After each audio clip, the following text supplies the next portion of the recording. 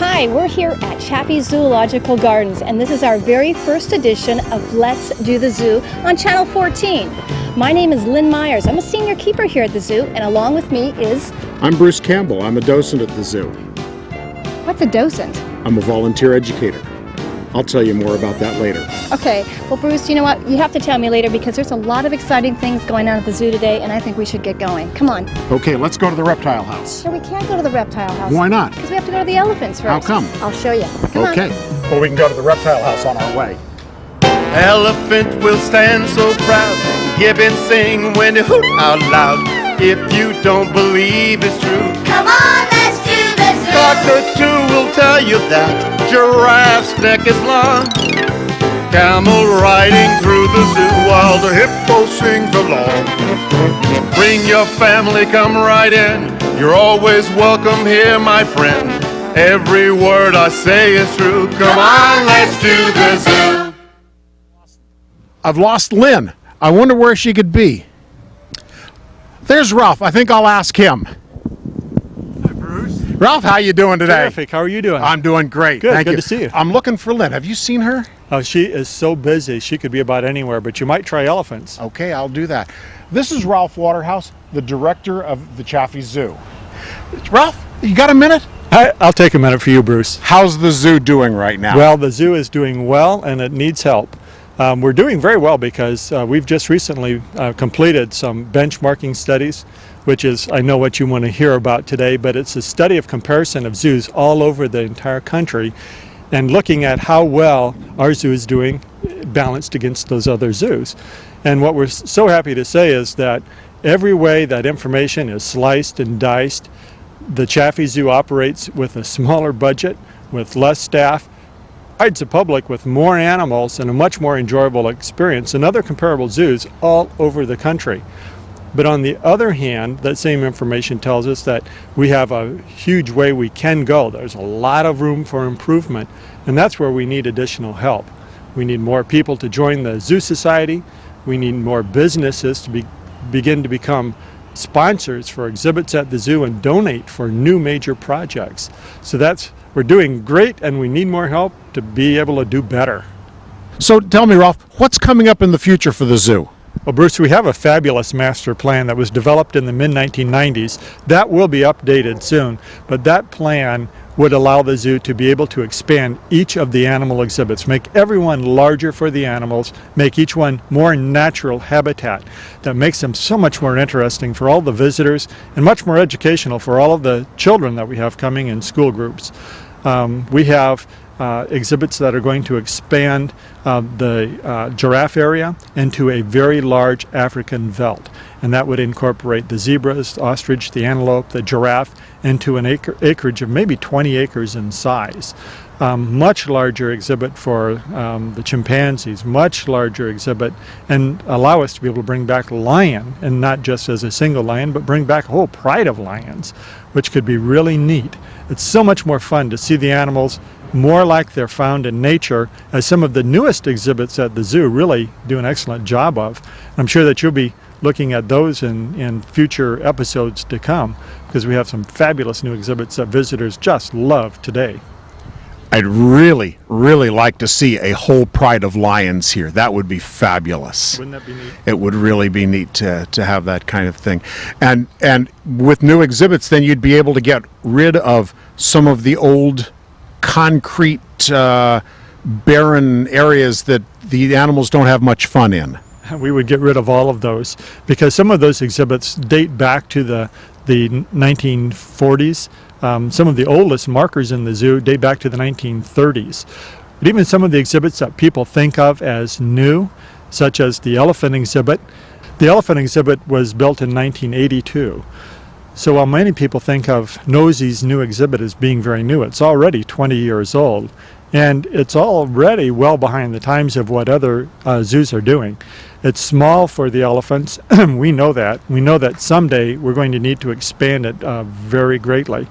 But all of the other small exhibits in the zoo over time will be changed. Coming out to the zoo today, visitors notice that we're taking concrete out of some of those older small kennel type exhibits, putting dirt in, putting plants in them, making them look more attractive, and also putting some smaller varieties, smaller species of animals in those displays so they're better suited to the size of the exhibit. It's a much nicer way to see the animals. And again, it's a lot of fun for everybody to come out and see. You can see exhibits very closely, and that's something that we're going to maintain in that future master plan, always allowing the visitors perspectives to get close to the animals so they can have a real neat, intimate experience. Oh, that sounds like a lot of fun, and I've noticed that just recently you've done a couple of new exhibits in the older exhibits where, yes, taking out the concrete, adding nice plant material, and you've put a couple of species together that we wouldn't expect, even though that's the way they show up in the wild. And it's working out very well. We have colobus monkeys, which are an African species, and also small duikers, which are the littlest of all of the antelope. And those two together will turn into a fabulous display. Another great exhibit is orangutans with siamangs. They're both from Indonesia. It's a spectacular display with 3 siamangs. They're a small black ape, and the orangutans, of course, are these giant, big, red apes with long hair. The interactions between these 2 apes, one very large ape and one of the smaller apes, is just fantastic. You can see them playing together, actually, and sometimes sharing food. The siamangs are very agile. They literally fly through the vines, and there is over 1/3 of a mile of vines in that exhibit for them to be able to climb on, explore, and move around for both the orangutans and the siamangs. So it's a great exhibit. People have got to come out if they haven't seen it yet. They're really missing something spectacular. Thank you, Ralph. Thanks for the update. And, I better go find Lynn. I think she's over with the elephants. See you later, Bruce. Have a great day at the zoo. Thanks.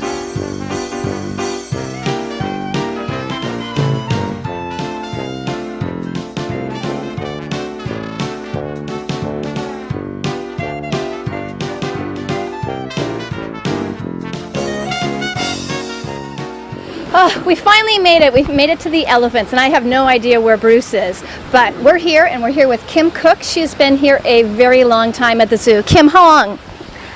I've been with elephants 15 years, and I raised babies for 7 years before that. And then I was a volunteer before that, so quite a while. All at the zoo? All at the zoo, yeah. That's great. Kim, now you've been with the elephants a long time. Tell us a little bit about who they are, what sexes you have out there as far as male and female. We have the one male, 2 females. That's the male there, Tesco. He's the biggest. And then the female up top is Shansi. And then the little one that you can just see her back is Kara. And are these young elephants, old elephants? They're middle-aged elephants. They're all close to 30, which is, about middle age for them. How long do the elephants live? They can live to be 70, although few do. In the wild, they're poached, for their ivory or their habitats destroyed. In zoos, prior to this, they were having a lot of trouble with their joints, their feet and legs with arthritis because they were kept on concrete. So we're hoping the younger ones will live longer, the ones that are spending more time out on dirt. Now, Kim, I don't know a lot about elephants, but I believe that these are Asian elephants. Is there another kind? There's the Africans are the main one. There's a sub-African. You don't want to go in that, I don't think. Anyway, Asians and Africans, and the way you can tell the difference, the most obvious difference is the ears. And the ears on the Asians are much smaller. The Africans have much bigger ears. And also their head. The Asians have the 2 domed forehead. That's like a real obvious difference. If you were to look really close, you can't see now, but on the tip of their trunk is like a little finger thing, and that the Asians have only one, and the Africans have one on top and bottom. But that you can see it on Shanti a little as she picks stuff up off the ground. You can see her using it, while the Africans would have a lower one. Yeah. Why, Kim, you have 3 elephants here at the zoo. Why do you only have Asians? Well, we started with nosy. We had Asians, and they don't usually mix the species, and so we just, for a while, the Asians were extremely endangered, and there was more Africans, so we kind of focused on that, and so we just stuck with the Asians. It seemed to work for us. Now, you talk a little bit about being endangered. Elephants are endangered out in the wild. Couple reasons. The main reasons are? Well, there's 2 real big reasons, and one is that they were the ivory poaching, and that depleted a lot of it in the habitat destruction with the humans going in and expanding and stuff like that. So they're losing their space and they're getting killed for ivory or meat or poaching. Kim, this exhibit looks so nice, and it seems to be very spacious for the elephants. Do they seem to enjoy it?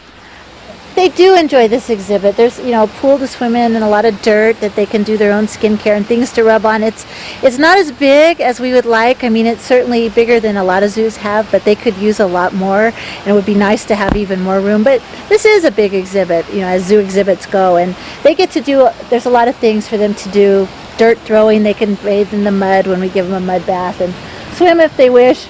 They like to swim when it's rainy or really hot. Well, why don't we go down and see if we can get another look from the lower area? Okay. Hey, there's Bruce. Where have you been? You've been picking banana leaves for the elephants. Well, that's great because I think they are ready for a treat. Kim, must be hard for you to keep these elephants busy in this yard all day long. What do you do to give them different things to do? We put out enrichment, a lot of produce and stuff for them to find, and we try to hang toys for them to play with. That's a toy there, that pipe thing, and they'll play with that sometimes, and we'll change the toys around. They used to have a tire, and they would kick that around. There's still a few tires out there, I think, and then they swim. Sometimes when it's warmer, we give them a bath, and we make mud for them so they can play in that. Is it hard to make indestructible elephant toys? Yes. I can imagine. They have to be pretty heavy duty, so that's why they usually are involving pipe, tires, chains, things hanging. We hung some barrels that we thought we put treats in and they could roll it. We put holes in it, but they just bit it in half like a piñata, so that was the end of that. What about sound, Kim? I noticed you have the beautiful waterfall and then also the pipe toy that makes a lot of sounds. Are there sounds that elephants seem to enjoy more than others? There's certainly ones they don't like more than others, like the low rumbling frequencies of the trucks and stuff. They don't like that, and why is that? I think it sounds like an alarm call. They communicate with real low frequency sounds, and I think it's similar to one of that is a frightened sound that they make. But the little one, Kari, she likes to make noise. She likes to pound pipes and pound doors and flap her ears, and so she's like into percussion. But so the more noise, the better, as far as she's concerned. That's great. Do they play with each other a lot, or do they kind of interact by themselves? They do play with each other. The bull and Kara will play together. Shansi kind of keeps her distance from him, but when it's muddy or it's rainy, they'll all get down and play in the mud together, and they might dust and throw dirt together. But she'll separate herself from the bull and Kara if they're together. I can't believe how big these elephants are down here. Oh, he's great. He's giant. Well, come down to the barn and we'll go see him on eye level. We'll go behind the scenes. Sounds great. Okay. Let's go. Close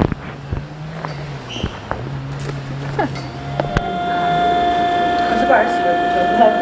Close the bars. Leave that door open because he'll come back in that way, and then he'll come and throw apples to the girls while I spread the cars. So you want to leave this open? Yeah, because he's going to come back in. He does not know it's time yet.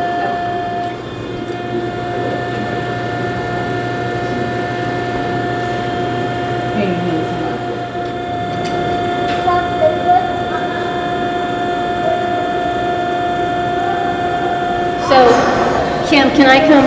Give me a line. This? You're fine. Yeah, you're Okay. fine there. Just you'll see when I open this door. Okay, because I'm going to open this door and she's going to stick her feet in. Her head is going to be over here and over here. right. But this will be completely You're doing a open. front foot?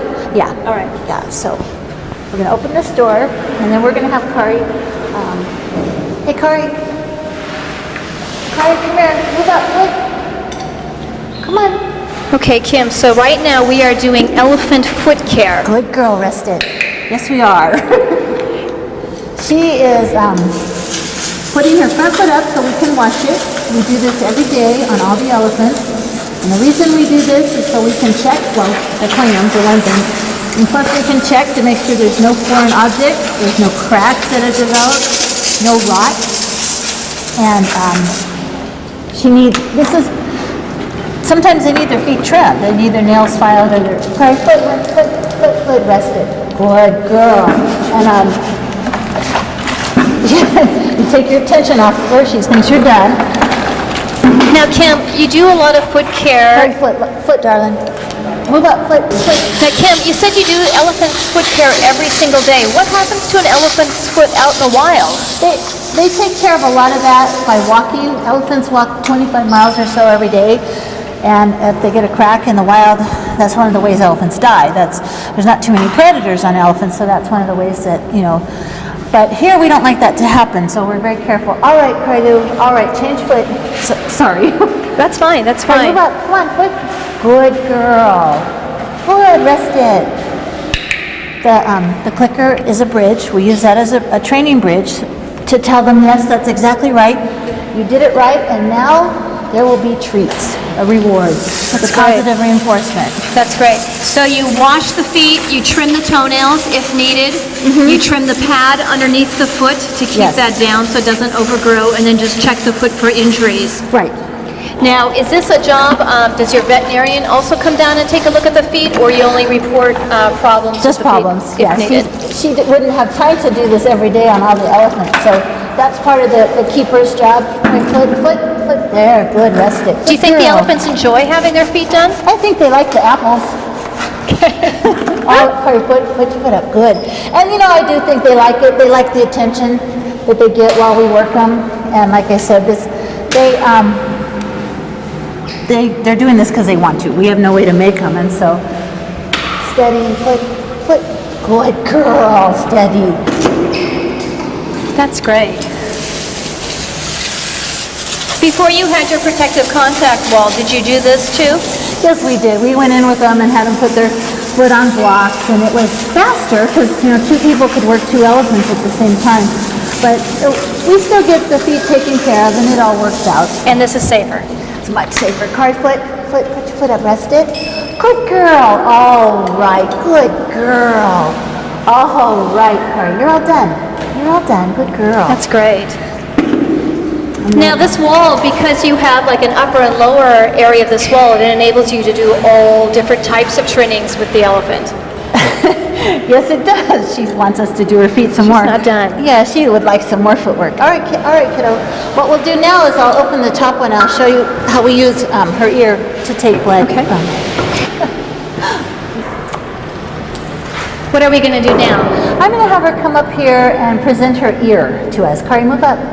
Move up, Kari. Move up. Good girl. These doors are nice because it gives you an Good. opportunity to check all levels of your elephant. Good. Kari, lean in. Yes, it gives us a lot of nice access to different parts of their body. Lean in, Kari. Lean in, Kari. Lean in. Lean in. Good girl. Lean in. Come on. Good girl. Lean in. You can do it. Come on, Kari. Lean in. Kari, lean in. She's like, well, there's so many people. Kari, lean in. We like her to be along the wall. Along the wall. Kari, lean So in. she has a target point to Come go on. to. Kari, lean in. Good girl. Lean in. Kari, lean in. Good girl. Good girl. There you go. Lean in, kiddo. A little bit more. Good girl. Very good. That's great. You're so good. And this way we can have access to the veins along her ear. So this is the position and the location of where you take blood from. Right, from the ear veins. Okay. In Why from the females. ear veins? Well, they're usually pretty big in warm weather, and they're easy to get to. All right, kiddo. All right, head down. Head down. Good girl. The male, we use his front leg vein because it's safer. Okay. But the females always from the ear veins. Okay. Now, you would take blood from an elephant. Why would you take blood from an elephant? Mostly it's done to check their estrous cycles, their Okay. hormone levels to Okay. see when they're cycling, if they're cycling. stuff Okay, like in that. fact, that's what you found. You started doing blood samples on these elephants and you found that our girls are no longer cycling. Right, we did find that. Okay, There why?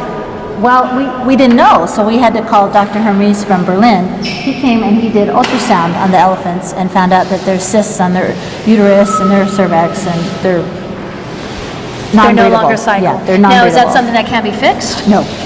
No, Okay. It's That's the way they are. done. Yeah, they're done cycling. Okay, and now because of that, we have some big changes coming up in the elephant area, correct? Yes. Yes. Yes. Some changes that are not always so happy for us. No, because of that, our bull needs to leave because he is a breedable bull, and he's valuable he needs to be out breeding cows, and these cows can't breed. Okay. So he needs to go. Now, when we were out in the yard, I noticed that Tusco did have some bracelets on his ankles, and those bracelets are part of his training for leaving. That's true. He's wearing those because when he goes in the crate, he'll have to be restrained with a leg chain. Okay. While we're crate training him, we've lost access to his front feet in the RD, which is our restraint device. So he wears those, so he's used to it for one, and so we can have, they're already on there. Great, 'Cause we so won't- basically he's just getting prepared for He's the re- move. yeah, Okay. he's getting And ready. again, just so that I understand this, he's leaving because genetically he needs to breed other females. He needs to reproduce. These females are not at a point where they can be reproducing, so Unless we brought in more cows, we couldn't do it, and it's expensive. And we don't have the funds We don't have here the at the funds, zoo. we don't have really a lot of place to house a whole lot more cows, so he needs to go and be where he can have babies. And how does that make you feel?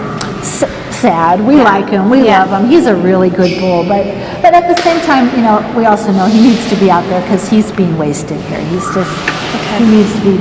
Do you have the time to show us today how he's going to travel, how you're going to get him there? Sure. Great. Let's see if we can find Bruce. Okay. I don't know where he went, but if we can find Bruce, see if we can get together and see how he's going to move. Okay. I'll just shut Kari's door here. Okay, now let's. Oh, you're a good girl. You're a good girl. You did a good job.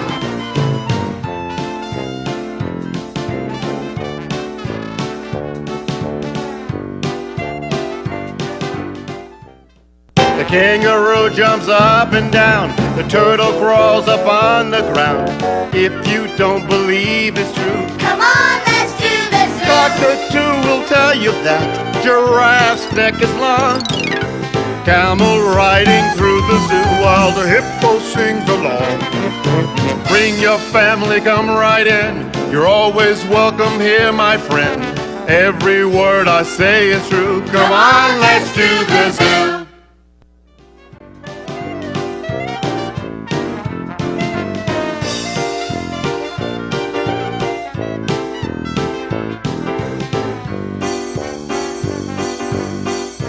Wow, this is a really big box you've got here, Kim. What's it for? This is Tesco's crate that he will go back to Oklahoma City in. Tesco's crate. So how do you get an elephant into a crate like this? He comes in every morning, we train him, we feed him in here, he gets his morning breakfast in here, so we open the gate and he comes in, he eats, and then we put him back in his room. What are you going to do with the crate after you've got Tesco in it? We have a crane coming that has to lift it up because Tesco weighs about 13,000 pounds. And I don't know how much this crate weighs off him, but I'm sure it's heavy, it's steel. And so the crane is going to lift the crate up and put it on like a low boy truck to drive it down south. And then a truck driver will just drive him wherever he has to go, and they'll do the same thing at the other end to unload him. I assume they will, yes. Wow. Now, you said you feed him in here. So, and you use a lot of food in training, all those apples for the girls while they're having their feet done. Can we go see their kitchen? Sure. We'll go head back in. Okay.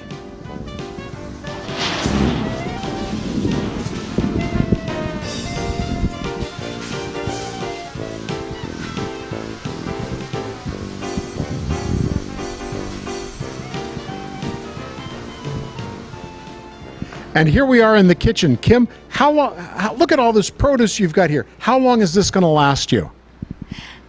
This is their nightly enrichment that's donated to us by Costco and Whole Foods.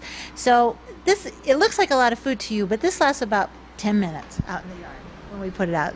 This is above and beyond their normal diet. This is just their nightly snack. Yeah. Wow. What's in the buckets here? The buckets are actually elephant chow and some wheat bran, and their salt and their vitamins are in there. And Car gets a joint supplement that we put in there too. How about the hay you've got in the back here? How much hay do they get every day? The elephants eat mostly the oat hay, and they eat for 3 elephants, 2 bales of hay. So they each eat about 2/3 a bale a day of oat hay. The straw is their bedding, and the alfalfa is for the tapirs. And this much food and 2 bales of hay a day, it must be really expensive to feed an elephant over the period of a year. I would think it is. We get a hay delivery every single week and a produce delivery every week, so it's expensive. To run a zoo, it's expensive. Kim, what's their favorite food?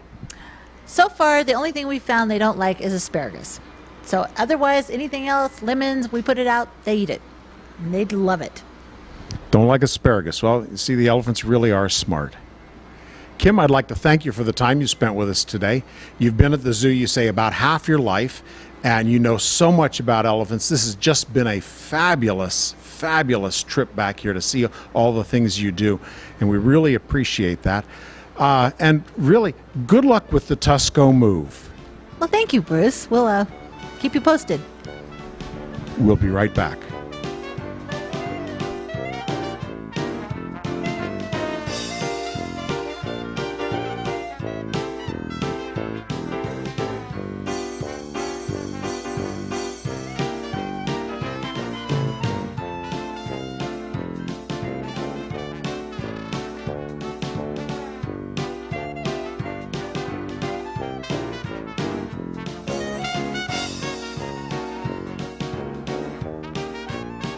Wow, Lynn, that was really, really exciting to go behind the scenes with Kim and see everything that she does with the care for the elephants. It was fun. I learned so much and had a really full day, and those keepers back there worked really hard, as well as the elephants. They do. I think we should go back and visit them again when they move Tusco, and then we can give you an update. That'd be good. And in the meantime, until our next episode on Channel 14, why don't you come do the zoo? Bye. Bye.